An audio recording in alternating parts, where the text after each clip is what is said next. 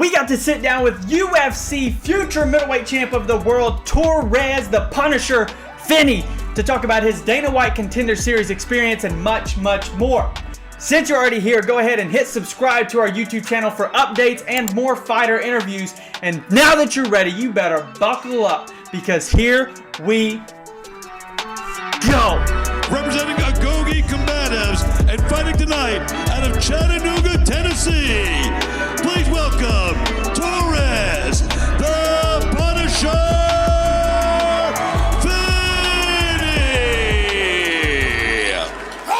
Man, if we want to talk about being competitive and all those things, we got to think about Torrez. Finney, Torrez, what's going on, bro? What's going on, Brandon? I'm happy to be here, brother. How you doing?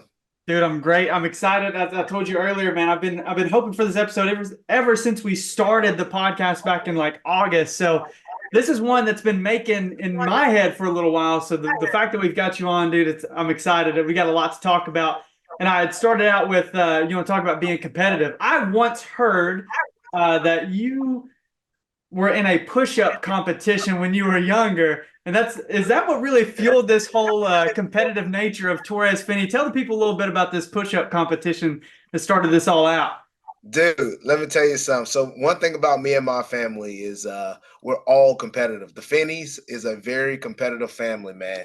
And the one thing about the Finneys is the fact that in anything that we do, we try to win. And we had a push-up contest. My granddad would have push-up contests with me and my cousins or me and my sisters. We will always see who can do the most, no matter who you were. And I did lose one time to my sister, and I said I'd never lose again. So all I did was so many push-ups, and I never did lose her again. But yeah, man, it got to the point I was able to do 100 straight. The most I ever done in my life, it was 169 straight. I don't think I could do that now, but I can still do 100 straight. So I'm definitely at least keeping it consistent. But man, we used to go at it and anything, trouble, Monopoly, Uno. I used to get in trouble sometimes, because when you get mad and get competitive, and then you just get to talking out loud and all outlandish. But yeah, that was my world, man. That was my world. Dude, that's hilarious. And I feel like did that really fuel the competitive nature of the Punisher Torrez Finney, or did it happen way before that? I mean, where did this competitiveness come from? Yeah, man, that did, man. That I felt like me having that competitive edge and having that grit and the willingness to win has really helped me out throughout my entire life. Throughout the years of football, been playing football since I was 4. And played all the way up to my, senior year in college. And then, being a guy in wrestling, getting into wrestling and obviously getting into wrestling to just do it. Mainly, I ain't gonna lie to you, I just did it just because everybody else had a second sport. I didn't have a second sport. And be honest with you, I wasn't good at basketball. I'll play it, and I do got a solid shot, but that's about it. I couldn't do nothing else. And I wasn't that great at baseball, and everybody else had a second sport. And I said, all right, then let me try wrestling. All them years we would be wrestling on the trampoline. Let me see what I can do in the actual thing. And the first thing I'm going in there, I'm thinking, oh man, this is like WWE. And they're like, no, not exactly. Yeah. So, ready for the turnbuckles and all that. Yeah. Where's the ladder? But I'm so thankful and blessed that I found that sport because it's really helped me get to where I'm at today. And never once in my life did I think I would be fighting MMA, let alone doing it in front of thousands and millions of people. So yeah, and your fighting career, dude. I mean, you started late to the party, right? Like, how did you even find MMA? I mean, because you said mindset was NFL, mindset was going to the league. Did that end up becoming out of the picture that you were like, all right, I got to find something else to like fuel this fire, or how did that even begin? You answered the question perfectly. Yes, it was something else to fuel that fire. So I had got injured my senior year in football, and then obviously that along with the COVID that hit. So nobody knew what was going to happen. And I had found boxing. So I had started boxing a little bit. It was fun. It was different. But I had just started doing it because I was hurt. I was like, I got to find something to do. So I started boxing. And then after boxing, some of the guys at the gym was also going to this gym called the Gogi. it's like, Yeah. man, you need to come by Agogi, man. We know you because we've all talked. They said, man, with your wrestling background, football explosiveness, and then you hit hard. Like, I think you'd be a good MMA fighter. And I was like, I'll try it out. I'll see. Yeah. So I just went there just for jiu-jitsu, and I instantly fell in love. Wow. And I mainly fell in love was because I hadn't, like, most of the time the guys I grapple, I'm more than likely going to out grapple you. Especially in the wrestling department. I could obviously out wrestle anybody there. It was the moment when it got to the ground and I was getting subbed with things left and right that I hadn't seen ever in my life. And I'm like, what is this? I have to learn this. That's how it instantly, I was like, because most of, like, as a man, athletic, strong, muscular build, like, okay, there's not many people that can handle me, especially with me knowing wrestling. And I had known of MMA, and I'm like, yeah, I can throw a punch, but now I was getting boxing and I had wrestling. Not many people can handle me on the street. Then you get subbed like that, you're like, what the freak? Like, something gotta give. I gotta learn something. And you're like, there's people out here that can do this type of thing to me at will. And man, I got into it, and then when COVID hit, I just went home and kept watching multiple films of MMA fights. And I just like, man, this is something I think I want to do, man. Following up with the Connor stuff, you've got to have some type of entertainment background or like whatever to really propel yourself to the next level. I feel like, dude, you've got it. I've watched some of your fights, and at the end of every fight, you take the mic from the dude and you got this whole spiel. But the big thing is the Rock, right? If you can smell what Torrez is cooking, where did that even come? Where'd that come from? What are you stealing stuff, man? Dude, let me tell you something. So this is why I know this sport was meant for me.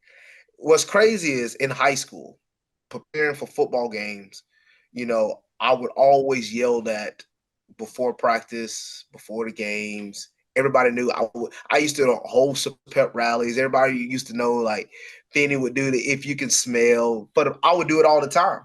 Yeah. And when I got into fighting, literally you'll hear right after my second amateur fight when I won the belt, I literally said, I've been wanting to do this for a very long time. And I did it. I said, if you can smell what the champ is cooking.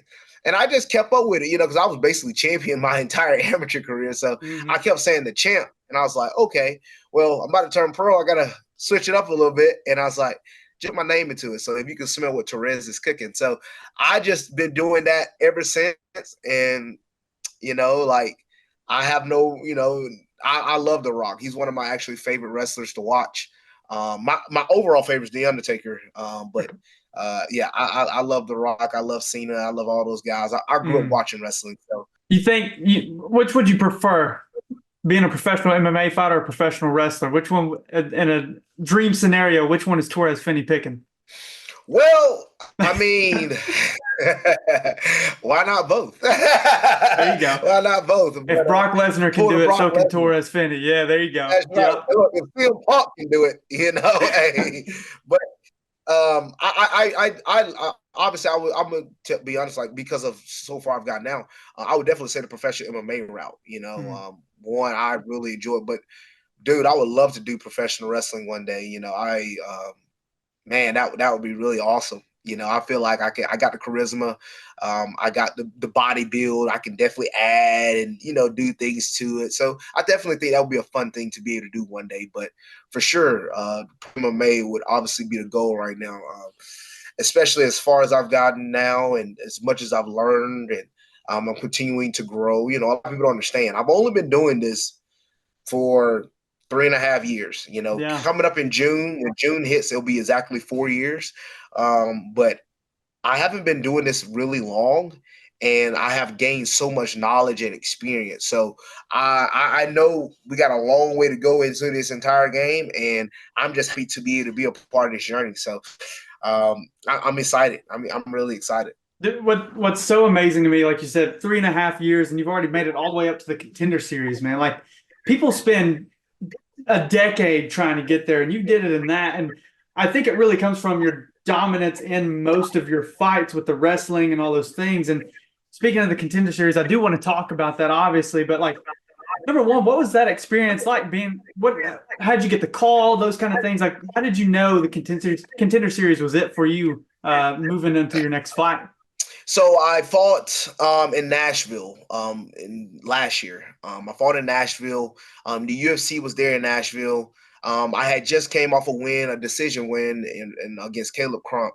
And ideally, my management team had been talking with the UFC. Ideally, I thought, after Caleb Crump, that I was going to eventually get that contender series call because I had beaten a guy named Ivan Batnich, who was a really good fighter on Icon. I had fought twice on Icon. I won both times on Icon, and which was Jorge Masvidal's promotion, and that was got a lot of good eyes on me. I got finishes in both of those fights, so I'm thinking the call, and it was like, okay, well, we don't, ideally they wanted me to go into contender series with a finish. They didn't want me to go into contender series right after the decision win. So, I fought LJ Porte, and I finished him in the first round, and literally that next day, as we're leaving the Airbnb, getting ready to head back up to the road, we head back home, my agent called me, and he was like, "What you doing on October 10th?" And it's funny, we got it on my vlog and on my YouTube, and I said, "Dude, you already know I already know what day that is, because I had all the contender series dates already, because they had once they posted them, I had known all of them. I had known all of them from start to finish. I knew exactly, and I was like, I know exactly what day that is. So yeah, the brother was getting ready to get on the contender series, and man, that entire experience, it was phenomenal, man. It obviously gives you a taste of what's to come, and I definitely felt like I belonged for sure. I always tell people that's one of the first times in a fight where you get those butterflies anyway, because you're about to fight another man in front of a bunch of people anyway, so you're gonna get a little bit butterflies. Like Conor McGregor said to himself, "There's no such thing as a man going to a fight without any ounce of fear." We don't necessarily fear the opponent, but it's the fear of the unknowing. And that is always going to a fight. You don't know. You can be as prepared as possible, and you just don't know anything can happen. Anything can happen. And that's the beauty of the MMA game. Anything can happen. But that was one of the first times. That wasn't one of. That was the first time I went into a fight, and I was so confident, and I had no butter. And I was almost in a way getting nervous that I wasn't nervous. Right. I was like, the biggest fight of my career, and I don't have nobody. Like, I was like a cool, calm killer back there. I was ready, and the first round didn't go my way. Obviously, the first round was I felt his hips early, and I was like, man. And I, we had watched film on him and everything, but I was like, man, if I get on top of this guy, I'm going to finish this fight. And I was trying to force something that wasn't there.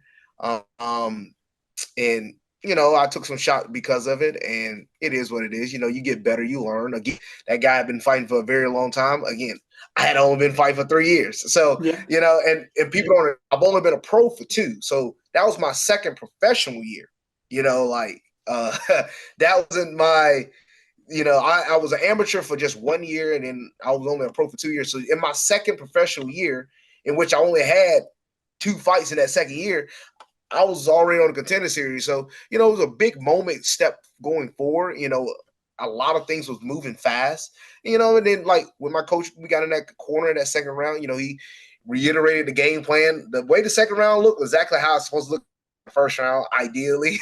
But, we was able to go out there and get the finish, get the rear naked choke. So, that was a beautiful moment. I really enjoyed it, especially with my coaches in my corner, my family being there. I really enjoyed that moment. After the fight, Dana had said, like, this quote, "I'd be hurting you if I signed you right now."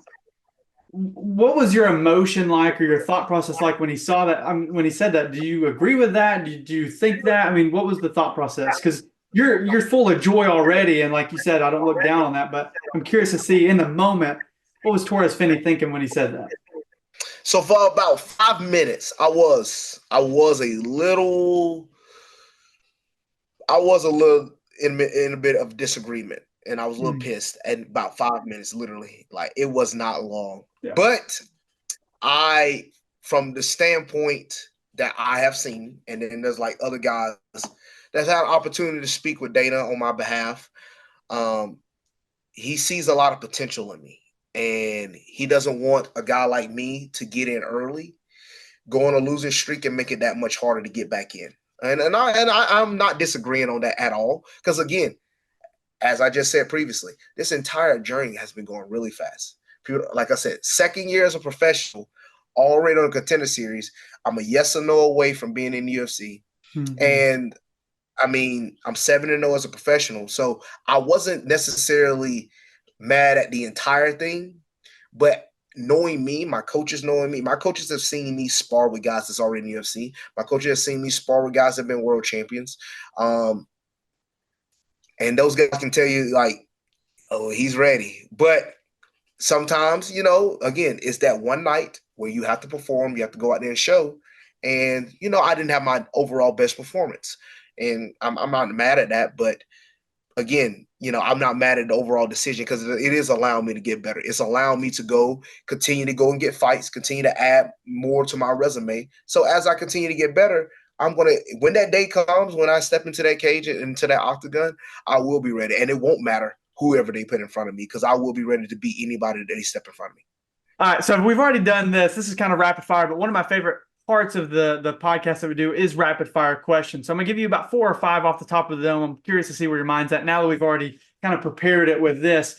Number 1 is, what is your big pump-up song, hype song, going into a fight, training? What gets you hype? Hustle the Music by Lil Wayne. Okay. After you cut all this weight, and somebody that I interviewed not too long ago had a good point to this, but after you cut weight, what are you refueling your body with for fight night? For fight night, usually I eat a lot of steak, a lot of proteins, a lot of carbs, potatoes. I will go get a sweet, go get me some ice cream or donuts. We usually do Krispy Kreme donuts. So yeah, we'll get something. We'll get stackers back in there. And then after your fight, what are you indulging in after the fight is the real question. Oh, fried chicken. Lots and lots of fried chicken. Yes. Lots and lots of fried chicken. Heck, I'm indulging in fried chicken before the fight too, but lots and lots of after. Who's your greatest fighter right now on the roster, UFC wise? Who's the best? Who's Torrez is number 1? My favorite fighter is Khamzat Chimaev. Oh, okay, interesting. Didn't expect that one right there. And then if we built a Mount Rushmore top 4 all time, who's Torrez got top 4 all time? I'm gonna go with GSP, John Jones, Anderson Silva. And I'm thinking more on it. This 4th one, gosh, it's hard. I might go. At first, I was thinking Mighty Mouse, but instead, because you said Mount, it's hard for me to have one without Conor McGregor because of how much he impacted the sport. So it's not necessarily. I mean, look, double champion. I mean, look, resume is out of the world. He's great. Don't get me wrong. But I wouldn't have him as like in my top 5, maybe, maybe top 10 all-time fighters. But he is a great fighter, and what he has done to the game, he deserves to be on the Mount Rushmore. The impact. Fair enough. I think you're the first person that has put Conor McGregor on the Mount Rushmore, to be honest, in our show. So yeah, that's big. Yeah. That's big. Torrez, you got any shout-outs or anything like that? Oh, 100%. Yeah, the entertainment side is what Conor has brought to the sport. Yeah. Torrez, you got any shout-outs or anything like that you want to give anybody? Yes, I would definitely like to give shout-outs to my Lord and Savior Jesus Christ, for allowing me to be able to get up to impact other people's lives, or allow him to utilize my talents, the talents that he's blessed me to utilize, and to be able to reach other people. And I also want to thank my team of Gogi Combatives. Man, they've been such a blessing to me from day one. They have been huge into my entire journey, man. They put so much heart and soul into me, and I thank them very much for that. My sponsors, Robert White, Johnny Jones. Johnny has been a huge blessing. Him and Robert have been a huge blessing to me in a lot of different ways that people can understand.